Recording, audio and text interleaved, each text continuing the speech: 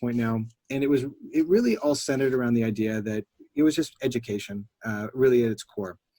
As we built and started to scale the marketplace, and we had investors increasingly now coming to the marketplace, we definitely got the sense that there was an information gap, and where the investors showed up and where, we thought that they, ultimately should be and where they wanted to be.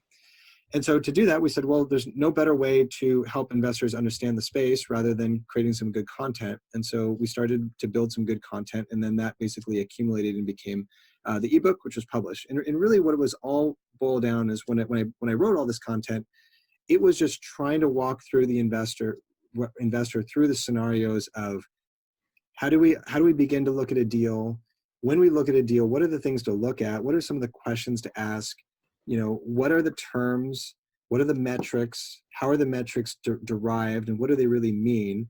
And then blending into how do you actually start to develop, now that you know how to do one deal, now let's talk about doing multiple deals, because ultimately what we were seeing and what we felt was the underpinning value of the marketplace was through $25,000 minimum investments. Well, now a $250,000 portfolio could be 10 deals, when maybe in the past that was 1 or 2.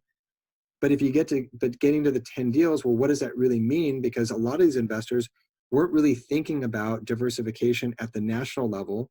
And now that we were a national marketplace, was to really educate the investor, say, you now have the opportunity to diversify across geography, across operator, across asset class, across risk profile. There's so many things to think about. And if you do it well, it can really create a pretty cool, diversified portfolio of investments. But there's a lot to learn. So let's talk about it.